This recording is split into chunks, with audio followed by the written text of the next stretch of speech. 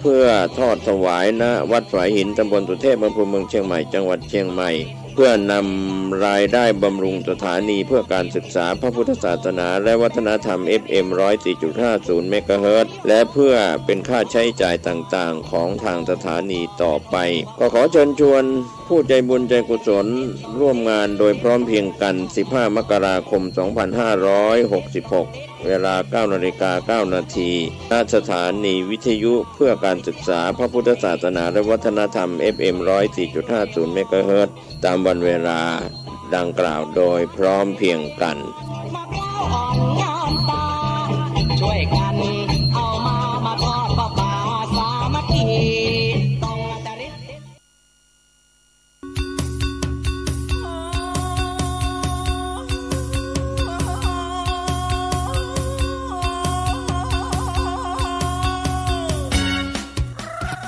ข่าวสารเพื่อการประชาสัมพันธ์ขอเชิญชวน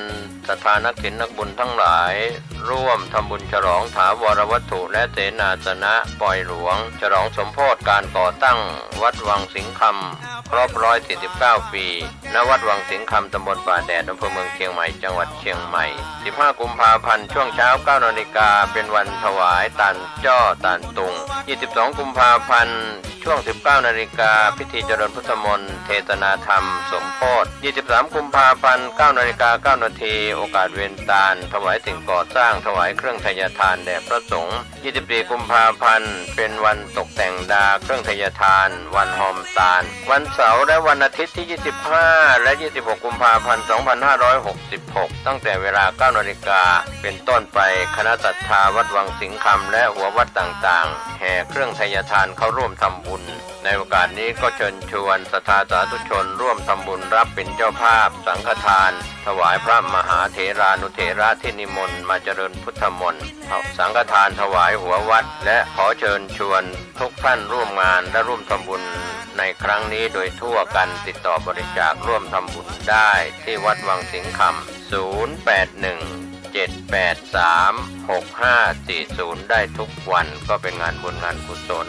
ฉลองถาวรวัตถุและเสนาสนะปล่อยหลวงฉลองสมโภชการก่อตั้งวัดวังสิงห์คำครบรอบ149 ปีณวัดวังสิงห์คำตำบลป่าแดดอำเภอเมืองเชียงใหม่จังหวัดเชียงใหม่15 กุมภาพันธ์ถึง26 กุมภาพันธ์ขอเชิญท่านร่วมงานบุญนี้โดยพร้อมเพรียงกันแดงเป็นเจ้าอาวาสสร้างโบสถ์สร้างวิหารศาลาบาทนิมนต์วัดโฮมทำบุญประจำปีรำวงนำนาท่านกำลังติดตามรับฟังสถานีวิทยุกระจายเสียงพระพุทธศาสนาแห่งชาติและสังคมคลื่นเพื่อการศึกษาพระพุทธศาสนาและวัฒนธรรมระบบ FM 104.5 เมกะเฮิรตซ์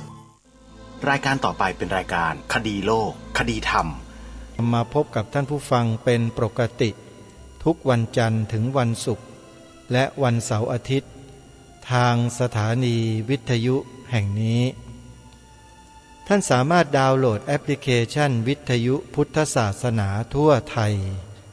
เพื่อติดตามรับฟังรายการนี้ได้เป็นประจำทุกวันแอปพลิเคชันนี้รวบรวมสถานีวิทยุพระพุทธศาสนาแห่งชาติเอาไว้ในคลื่นเดียวกันเป็นจำนวนมากถึง39 สถานีทั่วไทยไม่ว่าท่านจะอยู่หน้าที่แห่งหนใดก็แล้วแต่ท่านสามารถฟังสถานีวิทยุต่างๆเหล่านั้นได้อย่างชัดเจนไม่มีปัญหาอะไรเลยจึงอยากจะบอกกับสาธุชนว่าอนาคตข้างหน้าสถานีวิทยุของครูบาอาจารย์ของเราเนี่ยอาจจะต้องถูกตัดกำลังส่งลดลงอีกจาก500 วัตต์เหลือเพียงแค่100 วัตต์ระยะการส่งออกอากาศก็จะสั้นลงน้อยลงมีกำลังน้อยลงเพราะพวกข้าราชการที่รับผิดชอบจัดสรรคลื่นความถี่มาตัดกำลังส่งของพระทั่วประเทศไม่ให้ธรรมะ ออกอากาศได้ไกลๆเขาตัดออกแต่เวลาโฆษณาชวนเชื่อขายอยู่ขายยาขายบ้าขายบออะไรเนี่ยเปิดกันลั่นประเทศชาติบ้านเมืองกันเต็มไปหมดเครื่องส่งกระจายเสียงกี่ล้านวัตต์ก็ไม่รู้เสียงดังลั่นชัดเจนไปหมดเลยแต่เสียงธรรมะถูกตัดแล้วจะให้พูดเสียงค่อยๆได้ยังไงใช่ไหมโยมแบบนี้ก็ในฐานะเป็นผู้ดูแลพระศาสนาใกล้ชิดพระศาสนาอยู่ก็ต้องปรารภให้มันเสียงดังๆมันจะได้ยินกันบ้างคนพวกนั้นน่ะจะได้รู้ไงว่าพวกตัวเองพอมีอำนาจแล้วใช้อำนาจมาทำอะไรกันมาทำลายพระพุทธศาสนาแบบนี้เหรอเนี่ยก็ถามดังๆแบบนี้แหละโยมเผื่อเขาจะได้ยินบ้างแต่ถ้าเขาทำเป็นไม่ได้ยินก็สักวันเขาคงจะหูหนวกแล้วก็ไม่ได้ยินอะไรตลอดชาติเลยถ้าทำเป็นไม่ได้ยินนะแต่ถ้าได้ยินแล้วก็ขอฝากไปเลยว่าอย่าทำอย่างนี้เพราะการทำอย่างเนี้ยขัดต่อรัฐธรรมนูญมาตราที่ว่าด้วยรัฐต้องให้ความอุปถัมภ์และคุ้มครองพระพุทธศาสนาการตัดกำลังส่งสถานีวิทยุพระพุทธศาสนาเป็นการอุปถัมภ์และคุ้มครองหรือเปล่าตามรัฐธรรมนูญหรือเปล่าใช่ไหมก็แปลกนะทนายกองทัพธรรมที่ก่อตั้งกันขึ้นมาเนี่ยไม่รู้ว่าทราบเรื่องนี้กันบ้างหรือเปล่าถ้าใครรู้จักทนายกองทัพธรรมที่ตั้งตนเองขึ้นมาดูแลพระพุทธศาสนาเนี่ยฝากเรื่องนี้ด้วยฝากหน่อยนะทนายนักกฎหมายทั้งหลายที่อาสาเข้ามาช่วยพระพุทธศาสนาเนี่ยเอาเรื่องนี้ไปจัดการให้หน่อยสิเขาตัดกำลังส่งสถานีวิทยุของพระทั่วประเทศอยู่เนี่ยไปดำเนินการให้หน่อยอ้างกฎหมายรัฐธรรมนูญมาตราที่ว่าไว้เมื่อกี้เนี่ยรัฐต้องให้ความอุปถัมภ์และคุ้มครองพระพุทธศาสนาเนี่ยถามสิว่าทำอย่างเนี้ย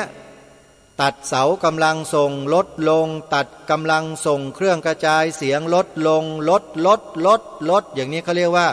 อุปถัมภ์และคุ้มครองพระพุทธศาสนาตรงไหนช่วยถามให้หน่อยนะทนายกองทัพธรรมไปไหนกันหมดช่วยกันเรียกโยมเผื่อว่าเขาจะได้ยินกันบ้างก็เรามีปากก็ใช้ให้มันเป็นประโยชน์หน่อยถามคนที่ทำหน้าที่ดูแลรับผิดชอบประเทศชาติบ้านเมืองว่าปล่อยให้สิ่งเหล่านี้มันเกิดขึ้นกับพระพุทธศาสนาของเราได้ยังไงอาตมาภาพก็ไม่ทราบก็เลยต้องถามดังๆแบบนี้โยมออกอากาศเพื่อคนที่เขามีจิตใจเป็นธรรมมีความกล้าที่จะช่วยพระพุทธศาสนาจริงๆเขาจะได้ยินกันบ้างพอได้ยินแล้วเนี่ยเขาก็จะได้ดำเนินการให้มันถูกต้องให้มันเหมาะสมไม่ใช่ปล่อยให้ใครก็ไม่รู้เข้ามาทำแบบนี้กับพระพุทธศาสนาของเราวันยังค่ำโดยไม่มีการตอบโต้ไม่มีการแก้ไขไม่มีการช่วยเหลืออะไรเลยก็เลยต้องช่วยพูดดังๆกันหน่อยญาติโยมที่นอนกันดึกๆฟังสถานีวิทยุวัดฝายหินก็สะดุ้งกันเลยนะโยมนอนไม่หลับเลยใช่ไหมนอนเถอะโยมฟังไปเดี๋ยวก็หลับรายการนี้ไม่มีอะไรหรอกเราก็ถามด้วยเหตุด้วยผลนะว่าพวกเขาไปไหนกันหมดทำอะไรกันอยู่เห็นรัฐธรรมนูญตราไว้ไหมรัฐต้องให้ความอุปถัมภ์และคุ้มครองพระพุทธศาสนานะเห็นไหมแล้วมันอุปถัมภ์ตรงไหนไล่พระออกจากป่าหรือวัดหรือโบสถ์หรือศาลาหรือถาวรวัตถุหรือรูปเคารพพระพุทธเจ้าออกทุบทิ้งอย่างเงี้ยอุปถัมภ์และคุ้มครองพระพุทธศาสนาตรงไหนจริงไหมก็นี่แหละก็ถึงบอกไงว่า ถ้าพวกเราจะมัวแต่ไปพึ่งพาอาศัยพวกส่วนราชการเนี่ยอาศัยได้ไหมนั่นน่ะก็ทำกันอยู่แบบนั้นอาศัยอะไรได้ไหมมันก็ต้องอัตตหิอัตโนนาโถอย่างที่รายการคดีโลกคดีธรรมบอกมานี่แหละโยมอย่าไปหวังพึ่งใครพึ่งตัวพวกเรากันเองประชาชนเต็มขั้นราษฎรเต็มขั้นอย่างพวกเรานี่แหละไม่มีใครมาถอดถอนเราออกจากความเป็นราษฎรของพวกเราได้หรอกถ้าเราหนักแน่นเรามั่นคงมีอุดมการณ์ไม่มีใครที่จะกล้าที่จะมาทำอะไรกับความเป็นไทยของเราแน่แต่ทุกวันนี้เราเป็นยังไงกันบ้างมีความหนักแน่นมีความมั่นคงในอุดมการณ์ชาติร่วมกันไหมมีหรือไม่มีแล้วมีกันเพียงพอไหมในครอบครัวเราเนี่ยมีเราคนเดียวนอกนั้นเขาไม่เอากับเราหรือเปล่าอันนี้ก็ต้องสังเกตกันดูนะโยมนะอาตมาภาพก็มีหน้าที่มาตั้งคำถามแล้วก็ให้พวกเราเนี่ยได้ตรวจสอบกันดูซิว่ามันเป็นยังไงหรือไม่อย่างไรกันหรือเปล่าลองดูนะโยมนะสิ่งที่ทางรายการได้ตั้งเป็นประเด็นคำถามขึ้นมาเนี่ยเผื่อว่าจะมีคำตอบอันเป็นที่น่าพึงพอใจกันบ้างอย่างน้อยก็สามารถทำให้สังคมไทยของเราเนี่ยไม่อับเฉาไม่เหี่ยวเฉาไม่เหี่ยวแห้งไม่ตายไปกับแนวทางของคนที่ไม่หวังดีที่เขามาเหยียบย่ำทำลายพวกเราเนี่ยอย่างน้อยมันก็สามารถที่จะต่อต้านค้าคานกันไว้ได้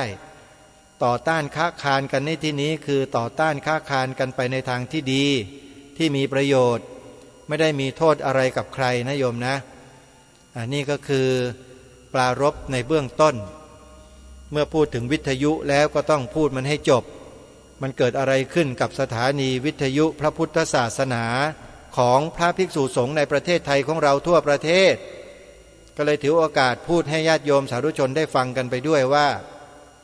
ทางราชการ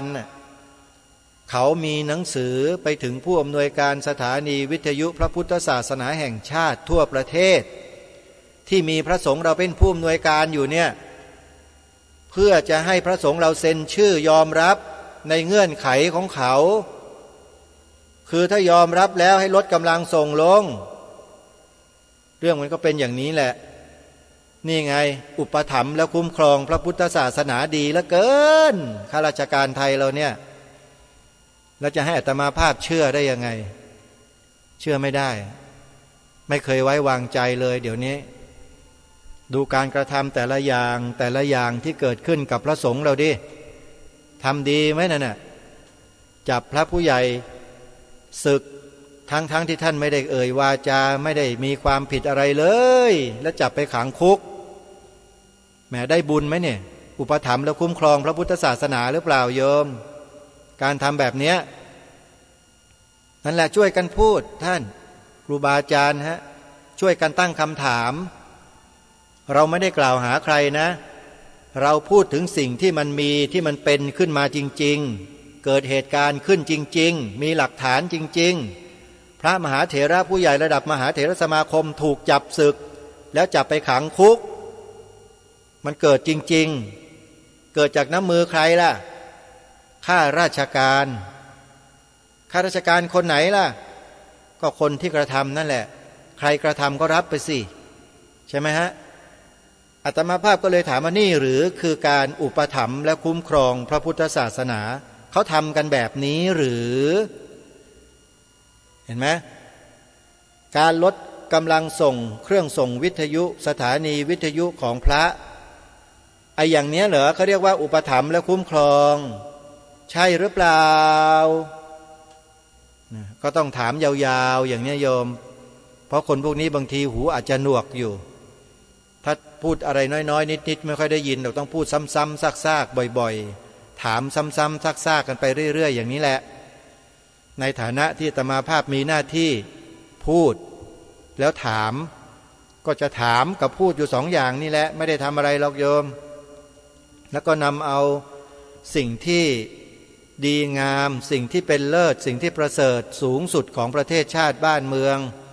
มาบอกให้พวกเราช่วยกันสืบสารรักษาต่อยอดนี่คือหน้าที่ของรายการคดีโลกคดีธรรม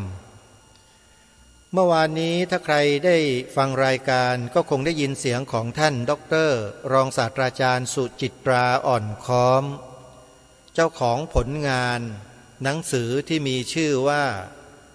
พุทธศาสตร์อยู่ยงคู่องค์กษัตรา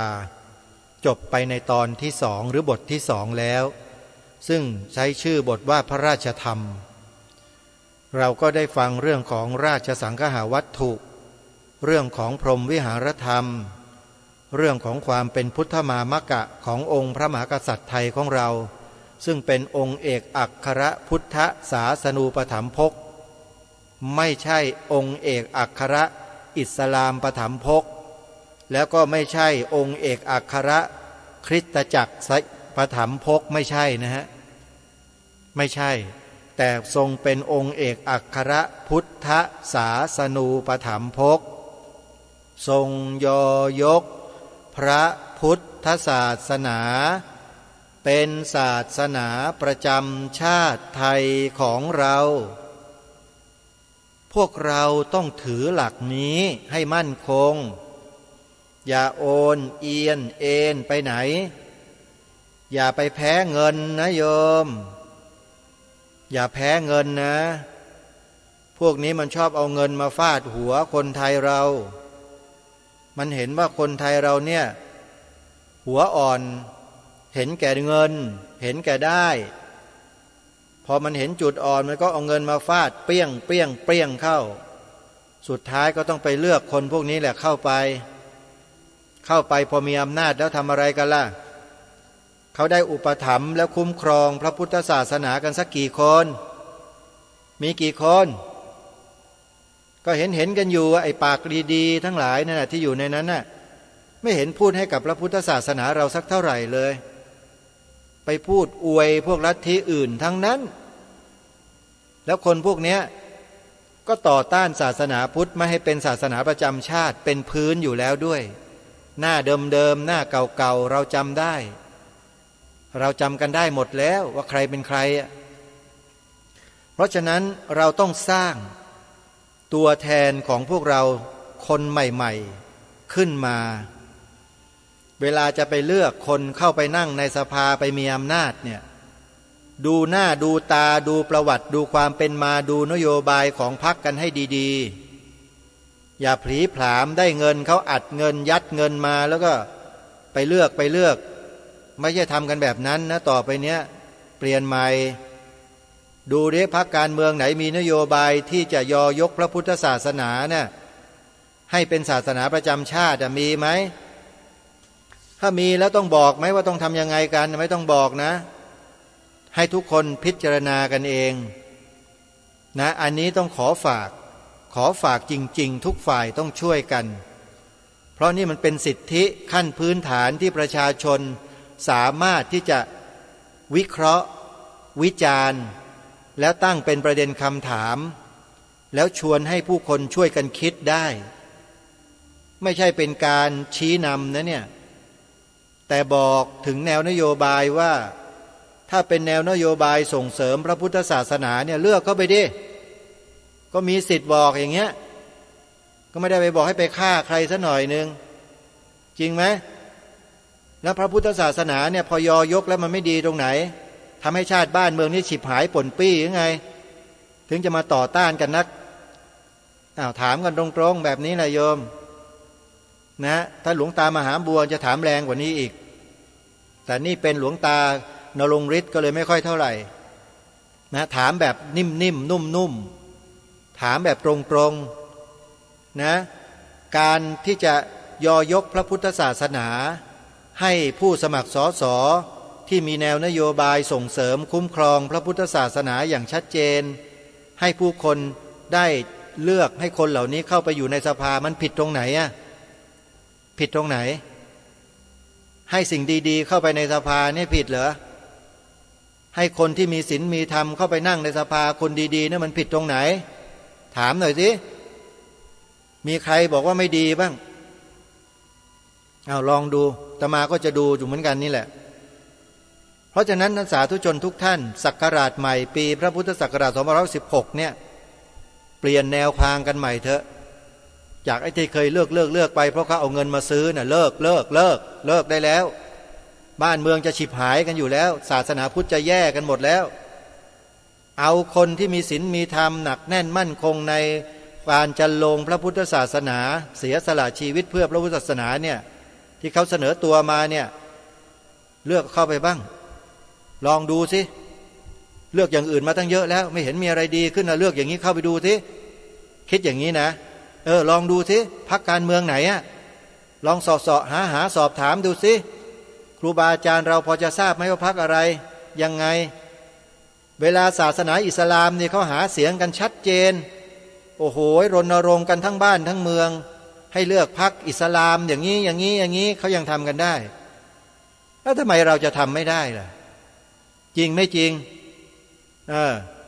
มันจะได้เหมาะสมจะได้สมเหตุสมผลกันยุติธรรมด้วยกันใช่ไหมเขายังตั้งพรรคอิสลามได้เลยแล้วทำไมเราจะตั้งพรรคพุทธไม่ได้ก็มีสิทธิ์ในการที่จะตั้งมาเพื่ออะไรเพื่ออุปถัมภ์และคุ้มครองพระพุทธศาสนาตามกฎหมายรัฐธรรมนูญและบทบัญญัติที่ว่าด้วยประชาชนคนไทยมีหน้าที่พิทักษ์รักษาไว้ซึ่งสถาบันชาติสถาบันพระพุทธศาสนาสถาบันพระมหากษัตริย์อันนี้ก็เขียนไว้ในรัฐธรรมนูญชัดเจนเพราะฉะนั้นการพูดการจาอะไรก็ตามที่ปล่ารบไปเนี่ยก็เพื่อพระพุทธศาสนาของเราทั้งนั้นเหมือนอย่างรายการในช่วงนี้ที่กำลังนำเสียงของการอ่านบทความในหนังสือพุทธศาสตร์อยู่ยงคู่องค์กษัตรามาเผยแพร่นี่ก็เป็นการอุปถัมภ์และคุ้มครองพระพุทธศาสนาประการหนึ่งเหมือนกันแล้วให้พวกเราได้ตั้งใจฟังกันซึ่งวันนี้จะเสนอเป็นบทที่3เรื่องพระธรรมราชาแห่งสยามเดี๋ยวเราไปติดตามรับฟังพร้อมๆกันได้ณบัดนี้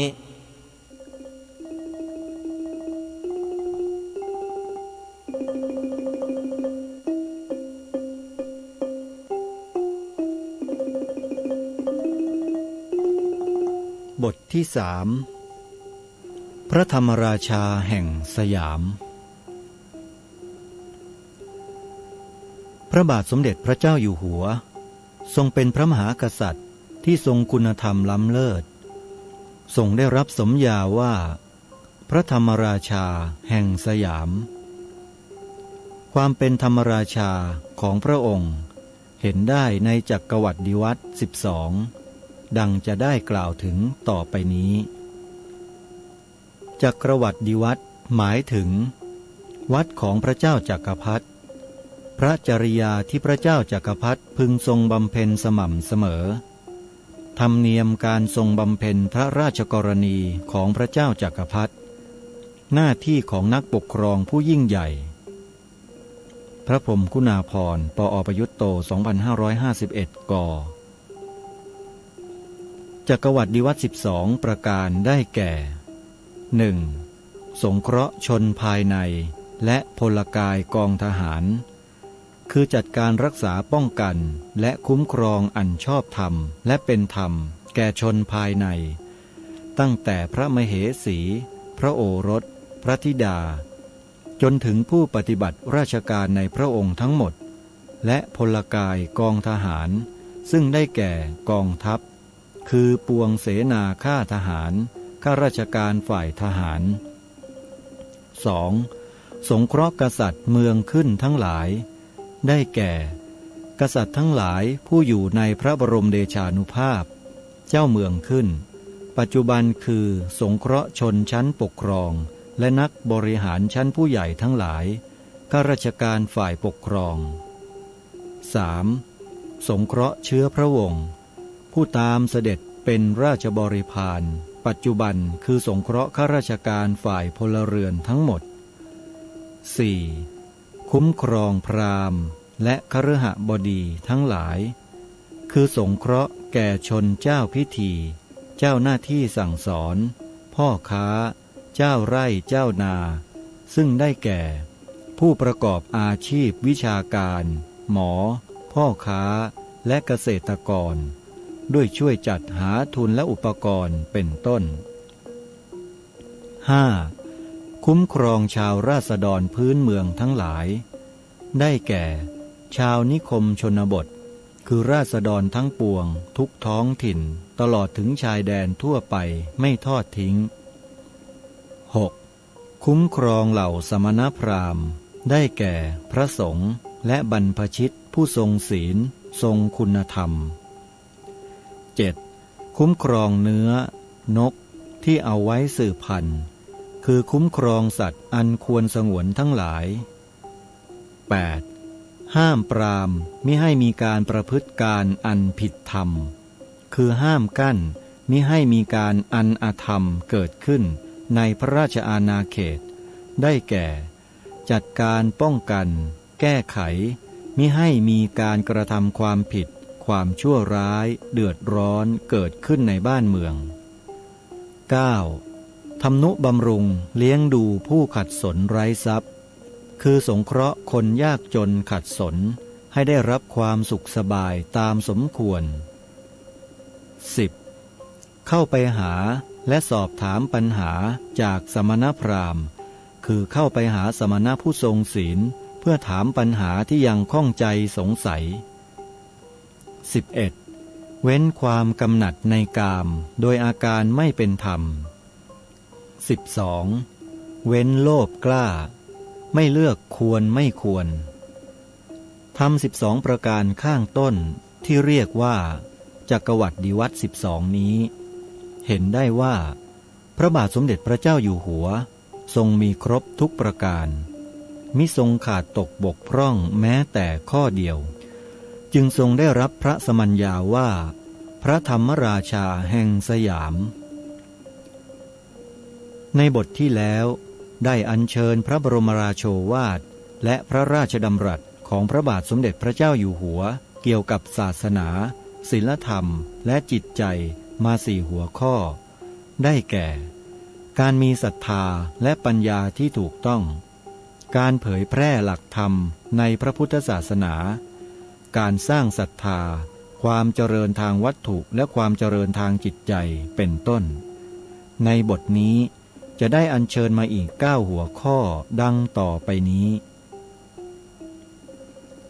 1. ความรู้ทางวิชาการและความรู้ในทางการประพฤติที่ดีความรู้ที่สะสมเอาไว้ในตัวเป็นสิ่งสำคัญเป็นเหมือนประทีปสำหรับนำทางเราไปในการปฏิบัติตนในชีวิตจะเป็นการศึกษาก็ตามหรือจะเป็นการไปประกอบอาชีพการงานก็ตามความรู้นั้น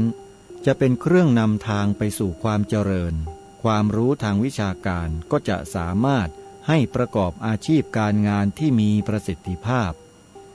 เท่ากับเป็นสิ่งที่จะเลี้ยงตัวเลี้ยงกายเราความรู้ในทางการประพฤติที่ดี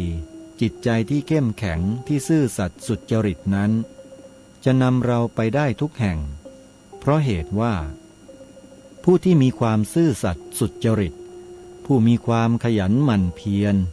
ผู้มีความตั้งใจที่แน่วแน่นั้นไม่มีทางที่จะล่มจมพระราชดำรัสพระราชทานแก่คณะครูและนักเรียนโรงเรียนสวนจิตรลดา27 มีนาคม 2523 2. การส่งเสริมทำนุบำรุงพระพุทธศาสนาพุทธธรรมคำสั่งสอนในพระพุทธศาสนาแสดงความจริงแท้ที่เห็นแจ้งโดยปัญญาของพระอริยะจึงเป็นคำสอนอย่างประเสริฐที่จะพึงศึกษาให้เห็นให้เข้าใจตามด้วยการเพ่งพินิจมิใช่เข้าใจเอาง่ายๆโดยไม่อาศัยความพิจารณาไตร่ตรองให้ทั่วถึงเพราะหาไม่จะกลายเป็นความรู้ผิดเห็นผิดเป็นธรรมปฏิรูปไปท่านทั้งหลายมาร่วมกันปฏิบัติงานด้านส่งเสริมทำนุบำรุงพระศาสนาตลอดจนศีลธรรมจรรยาของประชาชน ย่อมมีหน้าที่ต้องศึกษาธรรมปฏิบัติธรรมและเผยแพร่ธรรมอยู่ตลอดเวลาสมควรอย่างยิ่งที่จะศึกษาปฏิบัติและเผยแพร่ด้วยความระมัดระวังตั้งใจอย่างที่สุดเพื่อให้ได้เนื้อแท้ที่เที่ยงตรงตามพุทธบัญญัติและพุทธาธิบายการบำเพ็ญกรณียกิจของท่านในด้านจันโลงพระศาสนาจึงจะอำนวยผลอันบริสุทธิ์และบริบูรณ์ทุกแง่ทุกส่วนตามศรัทธาและความปรารถนาที่ตั้งไว้พระบรมราโชวาทพระราชทานแก่ที่ประชุมสมาคมพุทธศาสนาทั่วราชอาณาจักรครั้งที่ 28 6 ธันวาคม 2523 3. พระพุทธศาสนามีธรรมะมากมายหลายชั้นพระพุทธศาสนามีธรรมะอยู่มากมายหลายชั้นอันพอเหมาะพอดีกับอัธยาศัยจิตใจของบุคคลประเภทต่างๆสำหรับเลือกเฟ้นมาแนะนำสั่งสอนขัดเกลาความประพฤติปฏิบัติของบุคคลให้ดีขึ้นเจริญขึ้นได้อย่างมีประสิทธิภาพกล่าวโดยหลักใหญ่แล้วคือสอนให้เป็นคนดีให้ประพฤติประโยชน์ไม่เบียดเบียนตนเองและผู้อื่นให้ลำบากเสียหายสอนให้รู้จักตนเองรู้จักฐานะของตนพร้อมทั้งรู้จักหน้าที่ที่จะต้องประพฤติปฏิบัติในฐานะนั้นๆซึ่งเมื่อปฏิบัติโดยถูกต้องครบถ้วนแล้วย่อมจะนำความสุขนำความเจริญสวัสดีมาให้ได้ทั่วถึงกันหมดหรือกล่าวอีกอย่างหนึ่งก็คือนำความสุขความร่มเย็นและความวัฒนาถาวรให้เกิดแก่สังคมมนุษย์หน้าที่ของท่านทั้งหลายอยู่ที่จะต้องพยายามศึกษาพิจารณาธรรมะแต่ละข้อแต่ละหมวดหมู่ด้วยความละเอียดรอบคอบด้วยความเที่ยงตรงเป็นกลางให้เกิดความกระจ่างแจ้งลึกซึ้งถึงเหตุผลถึงวัตถุประสงค์แล้วนำไปปฏิบัติเผยแพร่ให้พอเหมาะพอดีโดยอุบายที่ฉลาดแยบคายธรรมะในพระพุทธศาสนาจะสามารถคุ้มครองรักษาและอุ้มชูประคับประคองสังคมให้ผาสุกร่มเย็นได้สมดังที่ต้องการพระบรมราโชวาทพระราชทานแก่ที่ประชุมยุวพุทธิกสมาคมทั่วประเทศครั้งที่ 16 30 พฤศจิกายน 2524 4. หน้าที่ของพุทธศาสนิกชนพระพุทธศาสนานั้นถ้าหมายถึงคำสั่งสอนของสมเด็จพระสัมมาสัมพุทธเจ้าแท้ๆก็หาภัยอันตรายมิได้ไม่มีผู้ใดหรือเหตุใดๆจะเบียนบ่อนทำลายได้เลยเพราะคำสั่งสอนของพระบรมศาสดาเป็นธรรมะคือหลักความจริงที่คงความจริงอยู่ตลอดกาลทุกเมื่อไม่มีผันแปรดังนั้นการป้องกันภัยให้แก่พระพุทธศาสนาก็ดีการทำนุบำรุงพระพุทธศาสนาก็ดีพูดให้ตรงจึงน่าจะหมายถึงการป้องกันภัยให้แก่พุทธบริษัทและการทำนุบำรุงพุทธบริษัทยิ่งกว่าอื่นทุกคนที่ถือตัวว่าเป็นพุทธศาสนิกชนจะต้องศึกษาพระพุทธศาสนาตามภูมิปัญญาความสามารถและโอกาสของตนที่มีอยู่เพื่อให้เกิดความรู้ความเข้าใจอย่างถูกต้องกระจ่างชัดขึ้นในหลักธรรมเมื่อศึกษาเข้าใจแล้วเห็นประโยชน์แล้วก็น้อมนำมาปฏิบัติทั้งในการดำเนินชีวิตประจำวันและการงานของตนเพื่อให้เกิดความสุขความสงบร่มเย็นและความเจริญงอกงามในชีวิตเพิ่มพูนขึ้นเป็นลำดับตามขีดความประพฤติปฏิบัติของแต่ละคนถ้าชาวพุทธรู้ธรรมะปฏิบัติธรรมะอย่างถูกต้องทั่วถึงกันมากขึ้นปฏิบัติการบ่อนเบียนศาสนาให้เศร้าหมองก็จะลดน้อยลงเพราะทุกวันนี้ที่เกิดความเสื่อมความเสียหายก็ไม่ใช่ผู้ใดใครอื่นทำให้เป็นเรื่องที่ชาวพุทธผู้ไม่รู้ไม่เข้าใจและไม่ปฏิบัติตามธรรมะทำขึ้นเกือบทั้งนั้นพระบรมราโชวาทพระราชทานแก่การสัมมนาของสภายุวพุทธิกสมาคมแห่งชาติ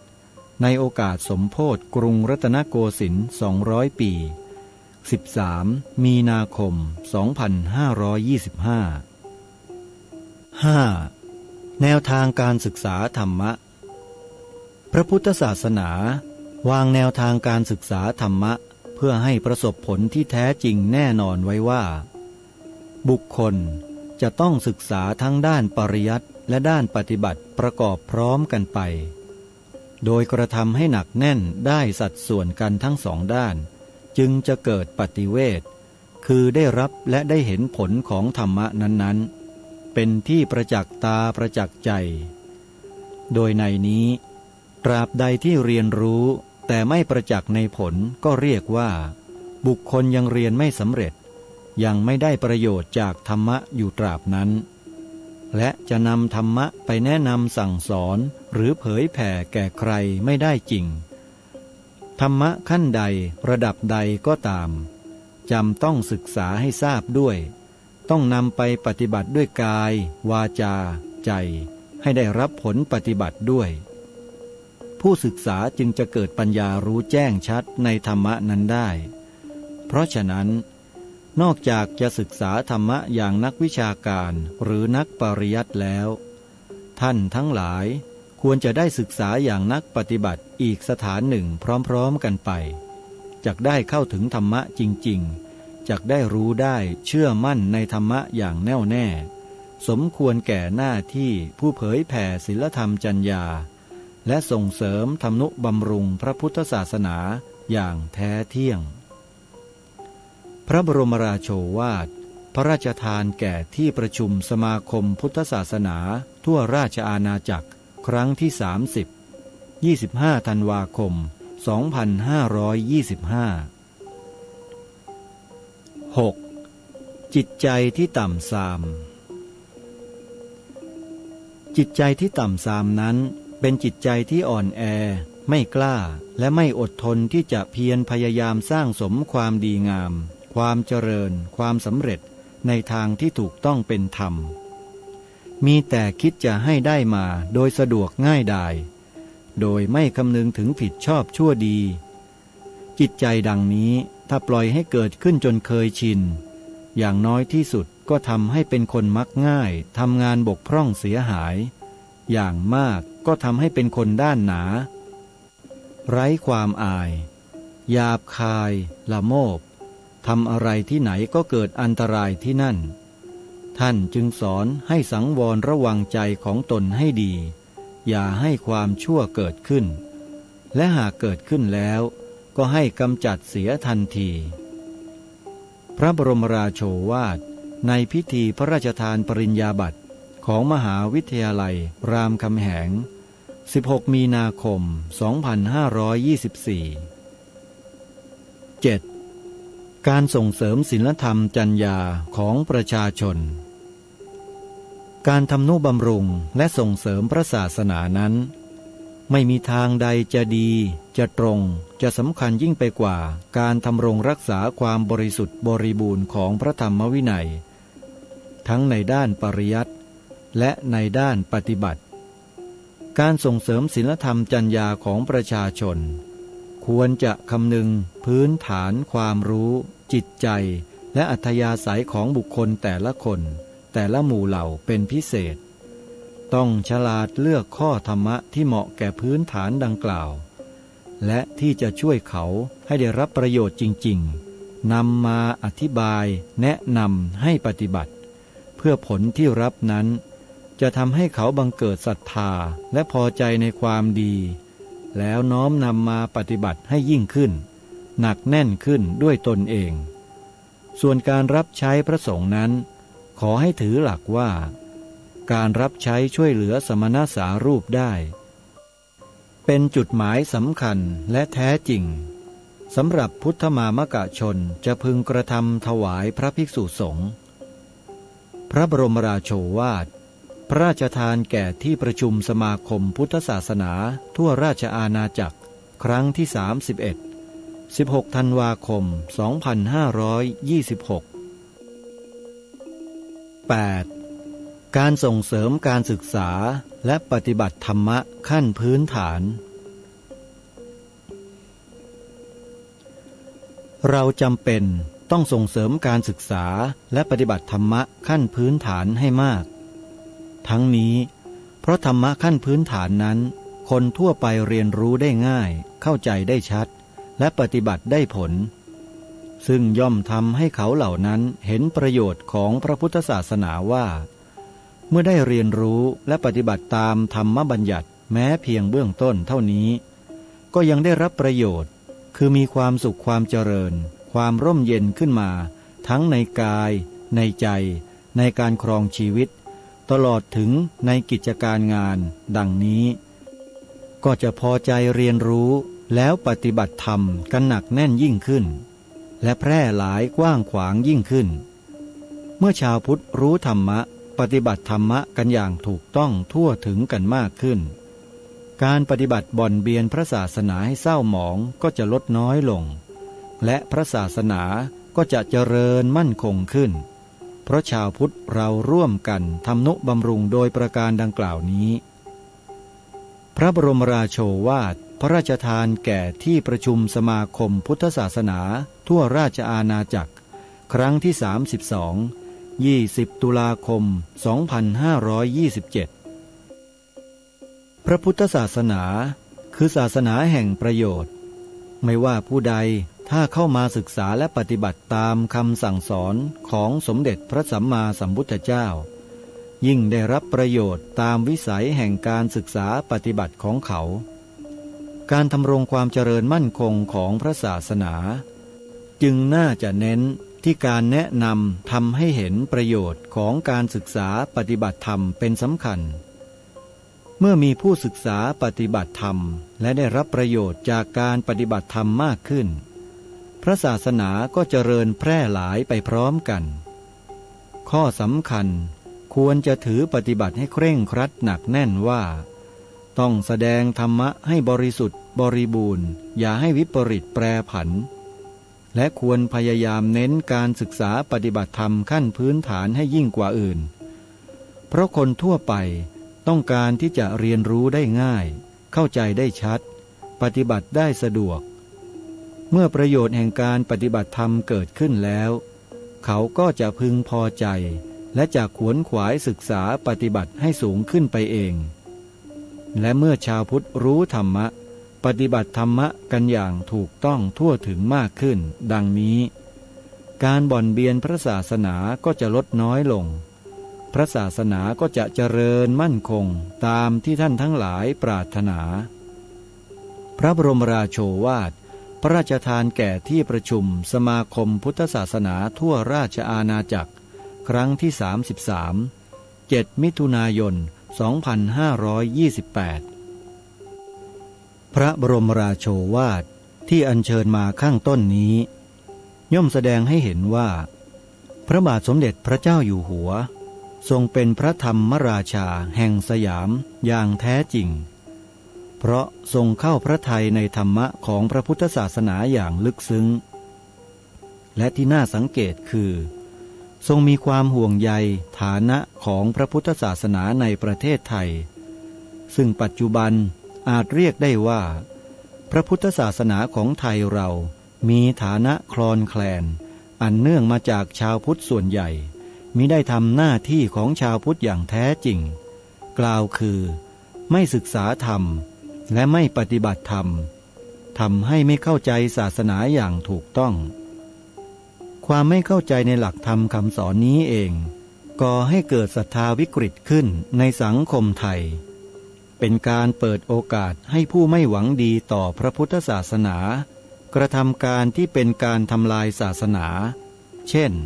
การบิดเบือนคำสอนขององค์สมเด็จพระสัมมาสัมพุทธเจ้าให้วิปริตผิดไปจากพระธรรมวินัยที่พระพุทธองค์ทรงสอนและทรงบัญญัติยิ่งไปกว่านั้นคนบางกลุ่มก็ใช้ความไม่รู้ของพุทธศาสนิกชนเป็นเครื่องมือหากินของตนด้วยวิธีการต่างๆโดยไม่กลัวบาปกรรมชาวพุทธที่ไม่เข้าใจพระพุทธศาสนาเป็นทุนเดิมอยู่แล้วก็ยิ่งเกิดความเข้าใจผิดมากขึ้นพระบาทสมเด็จพระเจ้าอยู่หัวทรงเล็งเห็นด้วยพระปรีชาญาณของพระองค์ถึงจุดเสื่อมอันนี้ จึงทรงเตือนชาวพุทธให้ศึกษาและปฏิบัติธรรมเพื่อให้การบ่อนเบียนพระพุทธศาสนาลดน้อยลงและพระพุทธศาสนาก็จะเจริญมั่นคงตามที่ชาวพุทธปรารถนา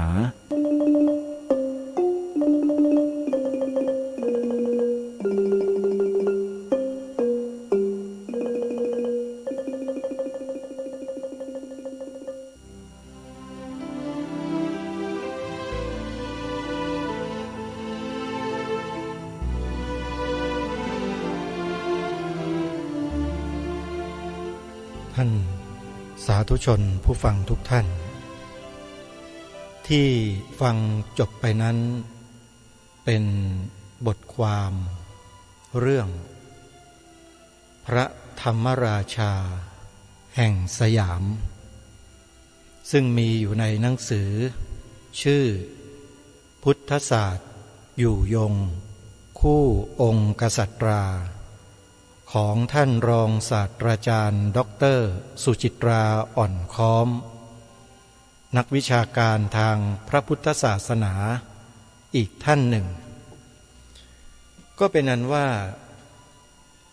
บทความในบทที่3ที่มีหัวข้อชื่อเรื่องว่าพระธรรมราชาแห่งสยามนั้นก็เป็นที่ประจักษ์ชัดแก่พวกเราอย่างชัดเจนว่าองค์พระมหากษัตริย์ไทยของเรานั้นทรงรอบรู้ในหลักอริยสัจธรรมอย่างถ่องแท้และพระองค์ก็ทรงเน้นย้ำว่าพุทธบริษัทของเรานั้นจะต้องศึกษาเรียนรู้พระธรรมคำสอนให้เข้าใจอย่างถ่องแท้ถูกต้องตามหลักการแล้วก็นำหลักธรรมนั้นไปอธิบายให้ผู้อื่นได้ฟังอย่างถูกต้องและเป็นไปได้ง่ายทีนี้เรื่องนี้ต้องพูดกันยาวเพราะเวลาไม่พอทุกวันนี้พุทธบริษัทเราส่วนมากเราไปศรัทธาต่อบุคคลที่อธิบายธรรมแล้วเข้าใจเองว่าอธิบายดีฟังแล้วเข้าใจง่ายเกิดศรัทธาเลื่อมใสใช่แล้วถือเป็นครูบาอาจารย์กันทั้งบ้านทั้งเมืองอันนี้ต้องขอบอกกับท่านผู้ฟังว่าอันตรายขอเตือนไว้นะอันตรายพูดไว้เท่านี้ก่อนแล้วเดี๋ยววันพรุ่งนี้ค่อยมาว่ากันใหม่ทีนี้มีข่าวประชาสัมพันธ์เรื่องสำคัญที่กำลังจะเกิดมีขึ้นในวันที่21-22 มกราคมนี้ที่วัดเจติภูมิบ้านขามตำบลบ้านขามอำเภอน้ำพองจังหวัดขอนแก่นมีงานปฏิบัติธรรมสัญจรพระธาตุขามแก่น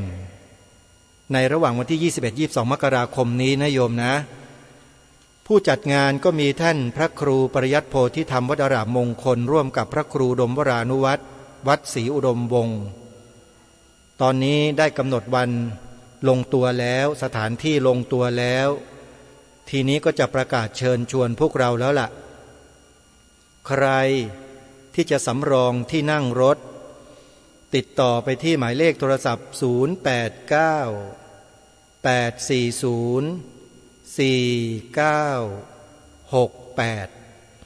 ติดต่อไปที่วัดศรีอุดมวงศ์ได้เลยโยมเดี๋ยววันพรุ่งนี้จะมาประชาสัมพันธ์ให้ทราบอีกครั้งหนึ่งนะโยมทุกวันเลยก่อนจะถึงวันงานและงานนี้อาตมาภาพก็ได้รับอาราธนานิมนต์ไว้แล้วนะเดี๋ยวจะคงจะได้ไปเจอกันที่พระธาตุขามแก่นกันในระหว่างวันที่21-22 มกราคมนี้นะโยมนะเดี๋ยววันพรุ่งนี้เรามาติดตามรับฟังรายการกันต่อวันนี้เวลาของรายการหมดลงแล้วอาตมาภาพต้องขอสมมุติยุติไว้แต่เพียงเท่านี้ไว้พบกันใหม่ในวันต่อไปขอความสุขสวัสดีในธรรมแห่งองค์สมเด็จพระบรมศาสดาสัมมาสัมพุทธเจ้าจงปรากฏเกิดมีขึ้นในจิตใจของท่านผู้ฟังทุกท่านทุกคนเทินขอเจริญพร กล้าคิดก็ต้องกล้าทำอย่ากลัวถ้าทำความดี เป็นศึกษาปัญหาให้ทันท่วงทีเมืองไทยจะพัฒนากว่านี้รายการดีๆคดีโลกคดีธรรมขอรำพันบรรยายความคิดเครื่องหมายแห่งสีทั้งสามงามถนัดขาวคือบริสุทธิ์สีสวัสดิ์หมายพระไตรรัตน์และธรรมะคุ้มจิตไทยแดงคือโลหิตเราใสซึ่งยอมสละได้เพื่อรักษาชาติศาสนาน้ำเงินคือสีโสภาอันจอมประชาถ้าโปรดเป็นของส่วนองค์จับริ้วเข้าเป็นไตรรงค์จึงเป็นสีธงที่รักแห่งเราชาวไทยทหารอวตารนำไปยงยุทธวิชัยวิชิตก็ชูเกียรติสยามประเทศไทยที่เจริญมั่นคงมาได้จนถึงทุกวันนี้มิได้เกิดขึ้นจากความหวาดกลัวอย่างคลาดเขลาแต่บรรพบุรุษไทยของเราทุกยุคทุกสมัยล้วนแต่มีความกล้าหาญและชาญฉลาดปกป้องเอกราชสร้างชาติให้เกิดความมั่นคงโดยมีธงแห่งพระไตรรัตน์เป็นเครื่องนำชัยจึงเป็นที่มาที่ไปของรายการคดีโลกคดีธรรมกล้าคิดก็ต้องกล้าทำอย่ากลัวถ้าทำความดีเป็นศึกษาปัญหาให้ทันท่วงทีเมืองไทยจะพัฒนากว่านี้รายการดีๆคดีโลกคดีธรรมรายการดีๆคดีโลกคดีธรรม